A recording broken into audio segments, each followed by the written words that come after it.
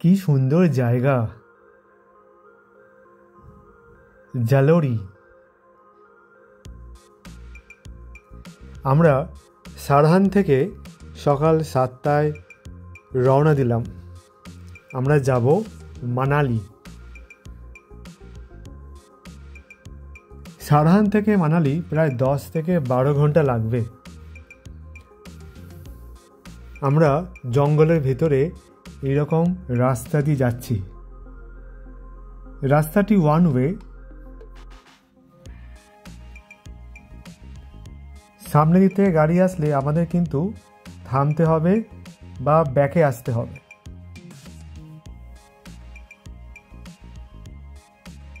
আকাশ পরিষ্কার, জঙ্গলের মধ্য দিয়ে আমরা যাচ্ছি মানালির উদ্দেশ্যে।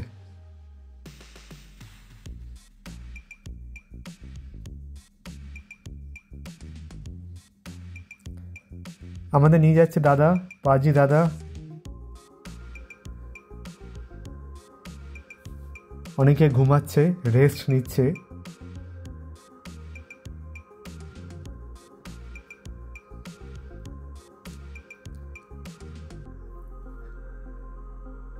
এখন আমরা পৌঁছাচ্ছি বা পৌঁছালাম জালোরি। জালোরি কিন্তু খুবই সুন্দর জায়গা। মাতা জালোরি মন্দির, কালী মাতার মন্দির। আমরা এখন এখানেই আছি। কি সুন্দর। এই মন্দিরের পেছন দিয়ে যে রাস্তা, এই রাস্তা যাচ্ছে জঙ্গলের দিকে। এখান থেকে ট্রেক যায়। এখান থেকে ট্রেকে যায়। এখান থেকে 5 কিলোমিটার দূরে লেক আছে আর মাতার মন্দির আছে। লাগবে 2 ঘন্টা যেতে। আমরা যাইনি, কেননা আমাদের যেতে হবে মানালি। তো এখানে আমরা প্রায় 2 ঘন্টা ছিলাম।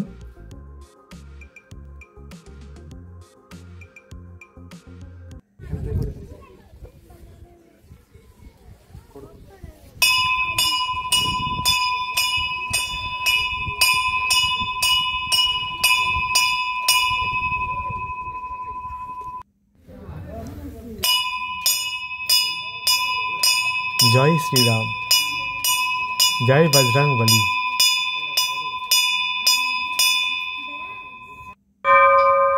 মাতা জালোরি মা।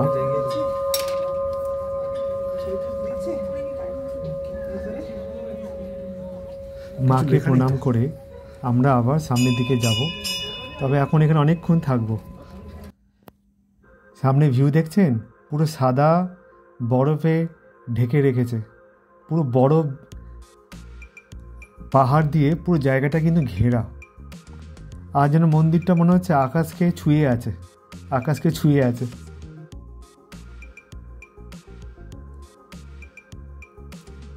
সানিদাকে বললাম আমরা এখানে লাঞ্চ করব, এত সুন্দর সুন্দর জায়গা। তো এখানে লাঞ্চের ব্যবস্থা করা হলো। কোনো মতে খেয়ে জায়গাটা ঘুরতে চলে গেলাম।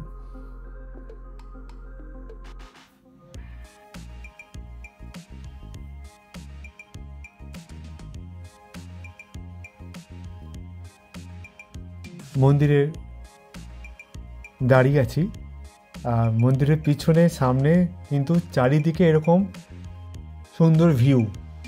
দূরে কিন্তু শৃঙ্গগুলো পুরো বরফে ঢাকা আর সামনেগুলো সবুজ পাহাড় আর মাঝখানে নীল পাহাড়।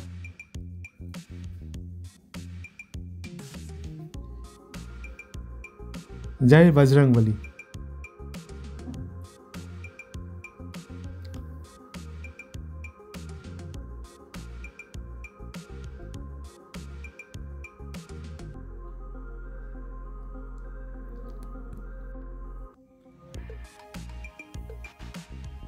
এই সেই ঘন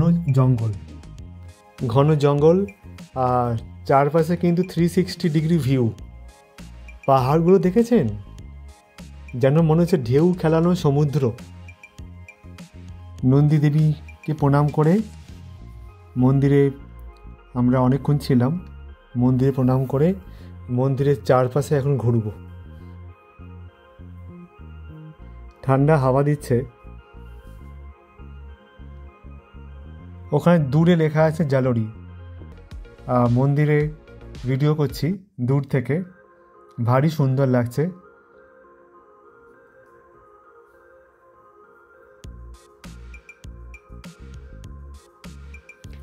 আর মন্দিরের সামনে আহা, অপূর্ব লাগছে, অপূর্ব।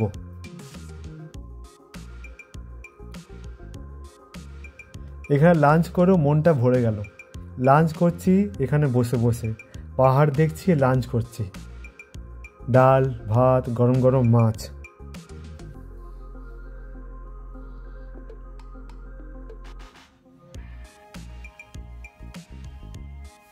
ওই দূরে পাহাড়ের ওপর গাছপালা, ওখানে যাব।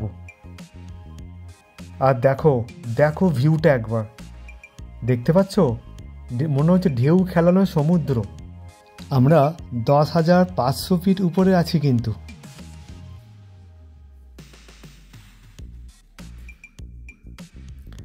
অসাধারণ লাগছে। আমরা এখানে অনেকক্ষণই পায়চারি করছি। এবার আমরা মন্দিরের পিছনে যাব।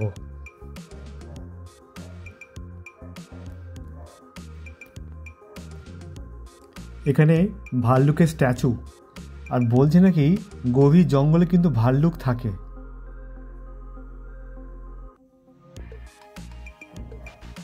এখানে বসার সুন্দর জায়গা, অনেকক্ষণ বসেও ছিলাম। দূরে মন্দির, মন্দিরের পিছনে ঘন জঙ্গল।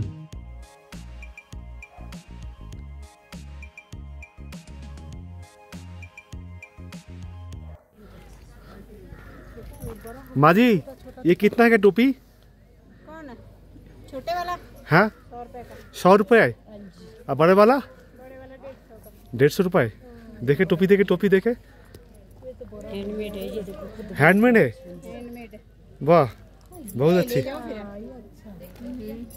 लड़के लोग के लिए। মহাকালী মন্দিরে মাথা ঠেকিয়ে মন্দিরের পিছনেই আছে ফরেস্ট ডিপার্টমেন্ট, সেরিয়ালসাল লেক। এই জঙ্গলের রাস্তা দিয়ে 5 কিলোমিটার ট্রেক করে ওই লেকে পৌঁছানো যায়। তার আগে কিছু হরিণের মূর্তি লাগানো আছে, বাচ্চাদের ভারী ভালো লাগবে। আর দূরে ঘন জঙ্গল, সবুজ আর সবুজ। এখানকার মানুষজন খুব ভালো, খুব মিশুকে আমাদের আপন করে নিচ্ছিল। আকাশ পরিষ্কার, কিছু গেস্ট হাউস টাইপের রয়েছে দেখছি। এই দূরে মন্দির। আমি আস্তে আস্তে ভাবছি জঙ্গলের দিকে কিছুটা যাব, দেখা যাক। সময় হাতে বেশি নেই, তবে তাও খুব ইচ্ছা জঙ্গলের মধ্য দিয়ে যাব। এখানে কিন্তু শুনেছি ইয়ে জওয়ানি ইয়ে দিওয়ানি, এই সিনেমাটার শুটিং কিন্তু এখানে হয়েছে। এখানে কিন্তু লোকাল লোকেরা বলছে এখানে সিনেমাটার বেশ কিছু অংশ শুটিং করা হয়েছে। এখান থেকে প্রায় 3 কিলোমিটার দূরে আছে রঘুফুল ফোর্ট, একটা ছোট্ট ফোর্ট, তা ওখানে রয়েছে।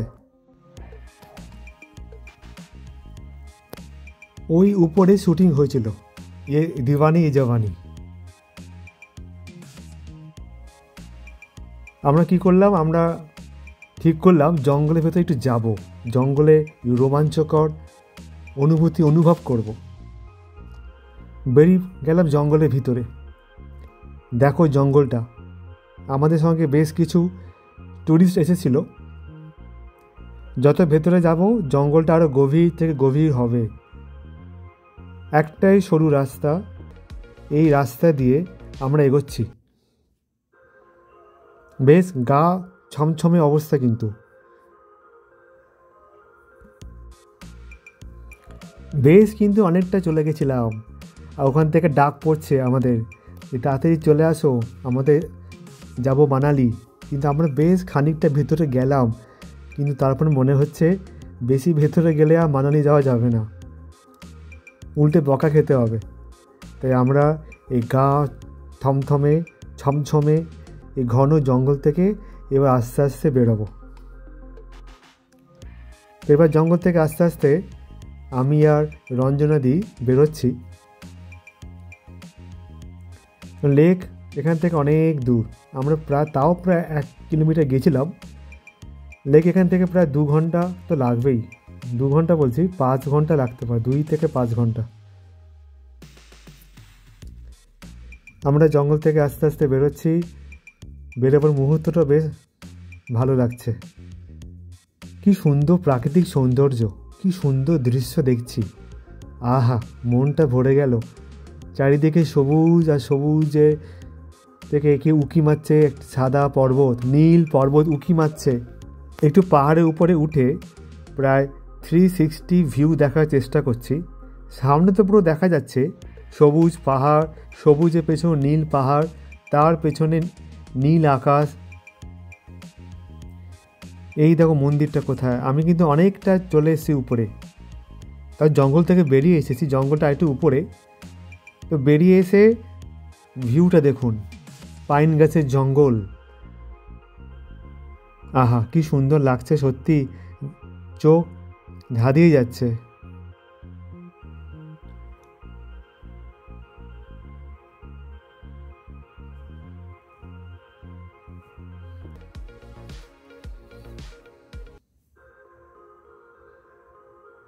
এরকম জায়গায় রাতের বেলা কীরকম লাগবে, ঘুটঘুটে অন্ধকার, 1-2 বাড়ি, গা ছমছম লাগবে।